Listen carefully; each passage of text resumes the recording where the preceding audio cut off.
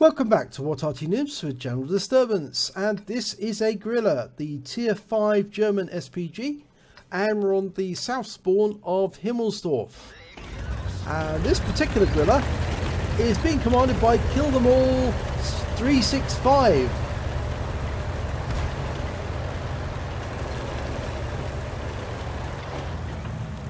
Okay, he's pulled back into the corner. And after his teammates have gone past, he's aiming at the top of the banana. An interesting fact for you, 282 Grilles were actually built during 1943 to 44 at the same factory where they manufactured the Hetzer, the Pilsen factory, which is also one of the maps you'll see in the game. Quite unusual that, isn't it? Oh, he's aiming for that M3 Lee. Can he get him through that building window? Difficult with look down view. Oh, well, he hit the front of the building and did 59 hit points of splash and put some stun on that M3, lining up a shot on the Matilda. Should be able to hit it. It's got an 18.5 second reload time. Rounds out. Oh, he hit the side of the building. That's unfortunate. He didn't have a red line, but he was so close to the edge there that I think that with RNG the shell hit the building. Yeah, he has got a red line there, but now he's on target. He should be able to take out that Matilda. A splash should be able to do him. He's only got 33 hit points. And that's a kill shot. He got him. Now he's going after that Matilda Black Prince. Once it's backing off there, he can get it, but now he's got a red line again. This is one of the bad things about Himmelsdorf. Most people hate it because the buildings get in the way. They obstruct fields of fire. It's very difficult for you to accurately hit targets. There are only a few places on the map that you can fire on with any reasonable degree of actually hitting a target in some of the most popular sites, such as the banana, or on top of the hill, or going down some of the roads. Now he can just about get a shot on that Matilda there. He fires a round in. It lands near the Matilda on the ground. Stuns him. There's a Churchill 3 and an AMX-40 at the end of the banana. And that Black Prince is being accompanied by a Hetzer. Meanwhile, there's a Churchill 3 up on top of the hill, and we've lost sight of him. And we've also lost the AMX-40. Oh, we're losing tanks all over the place. Just lost the Panzer Selbstverletzung and the Matilda. Okay, the Black Prince has gone down. Been taken out by the Churchill 3. Now, Kill 'Em All's team is down by one tank at the moment. Make that two tanks down. No, one tank. They've got one back again. There's a T-67 at the other end of the banana being a nuisance, but he's got a red line. He can't get the shell in there. Might be able to find an angle that will work. He's trying, but no, that T-67's moved away. He's fired around in just clutch and the hope that it would hit something. Chinu's looking around the corner. There's an M3 Lee and a T-67 now. Well, it's the same T-67 standing up on the road, the front road. The M3 Lee's coming south. That's a bit of a worry.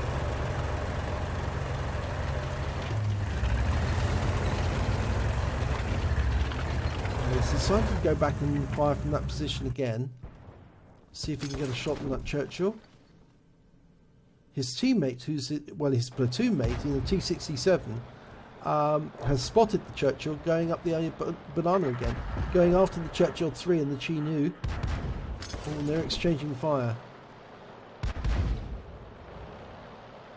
Can't get a shot on the Churchill just yet, and he's getting red lines a lot as well. Rounds out. No, it hit the building in the way. T-67's trying to get a shot on that Churchill 3. And they've lost their Churchill 3. Still a couple of seconds before Kill 'Em All's reloaded.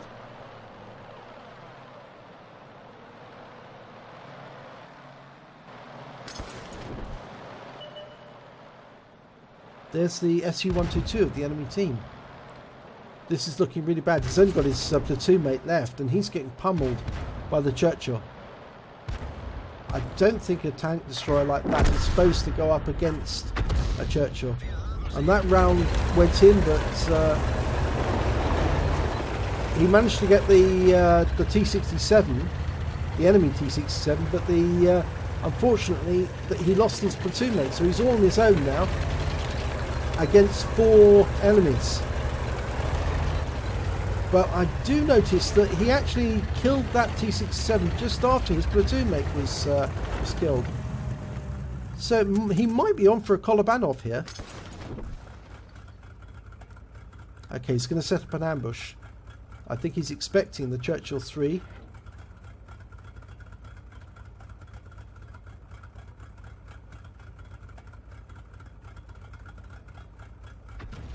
Now the enemy's got a Panzer 4D, which we haven't seen, a T-82 HMC, the Churchill 3, and that Su-122A. Now he should be able to one-shot the Churchill 3. Oh, he did one-shotted the Su-122 instead! But now that Churchill's going to be after him. Will he be able to reload in time? Going into cover, he's going to take some hits here. Ouch! Ouch! He's not loaded yet, and he shotguns the Churchill as well. He's lost a lot of hit points in the process. 2 solid hits, well 3 solid hits from the Churchill. 1 went into the tracks.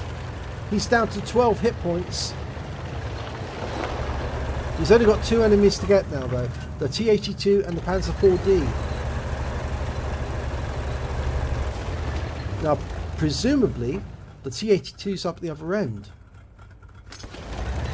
But remember, the T-82 is a SPG built with a Stuart, built on the chassis of a Stuart, so it's reasonably fast. It's got a 10.5cm howitzer, and it's quite capable of derping other vehicles, rushing up to them, shooting them quickly before they have a chance to react. And of course, given his current health status with 12 hit points, a RAM would be enough to take him out. Okay, he's dialing in. Oh, he missed! Oh, now this could be awkward! Well, the T-82's missed as well. This could be crucial. He's only got 7 seconds left. It looks like it's going to be a battle of who's going to derp who first. 1 second. 0. Loaded! Oh, he derps the T-82! That was rather silly of the T-82. He had the speed.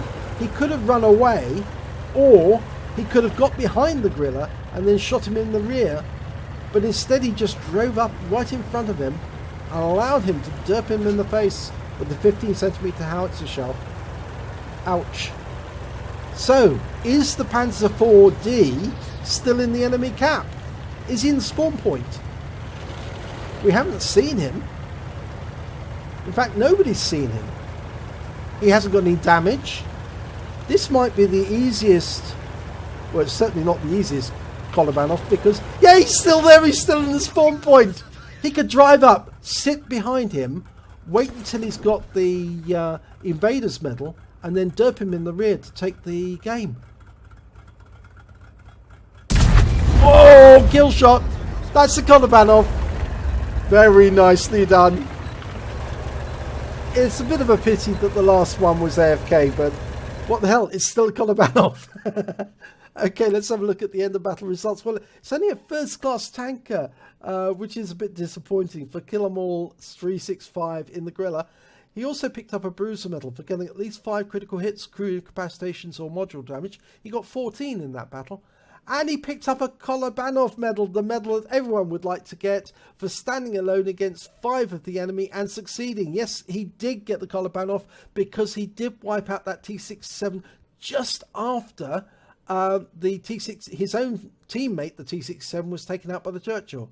And because he received more than 2 hits, lost more than 2/3 of his hit points, and survived to win the battle, he actually gets the Stark's Medal on top of that, which is very, very nice indeed.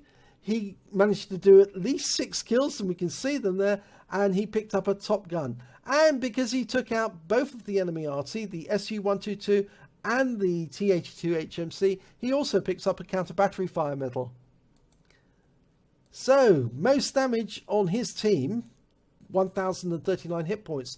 The most damage on the enemy team actually goes to the T-67, who he wiped out, Salty Shell. But he did manage to get the highest number of kills in the battle, 6, and he also managed to get the highest base XP, the 835. He fired 13 rounds, got 5 direct hits, 5 penetration, 3 splash damage, did damage of 1,039 hit points, of which 201 was at more than 300 meters. He received 3 hits, 3 penetrations, all from the Churchill 3, and he spotted 2 enemy vehicles, which was the Panzer IV-D, which nobody had actually seen, and I believe that there was one of the other vehicles, which was the T-82 HMC, who, when he drove up on the railway yard, hadn't been seen up until that point. He hit 8 of the enemy, but killed 6 of them. He also caused 2 stuns, and also managed to get 4 defense points off the SU-122 as he shotgunned him as he went past him on his way to the church. On a premium count, he earned 28,032 credits, and after repair, ammunition resupply, and his consumables, he still had 13,428 credits spare. He received 1,253 base XP on a premium count, and he also got an extra 25 XP for playing in the platoon, so he took away 1,879 XP in total with the holiday ops bonus. So well done there indeed, Killaball 365. You proved that it is possible to fight on Himmelsdorf, but certainly it's very, very difficult in the Grille, and you did have a lot of luck, but with the Churchill 3 didn't manage to kill you within the reload time, and that you then managed to shotgun him because he was at the other end of the road, and that was a difficult shot, and it was a lovely shot on the SU-122 as he went zooming past that gap at high speed, and you still managed to get him. So well done indeed, Kolobanov. That's well worth seeing. Very nice indeed. If you enjoyed this replay, please give it a like and do subscribe to our channel, and hopefully it'll be your replay I'll be featuring in our next video.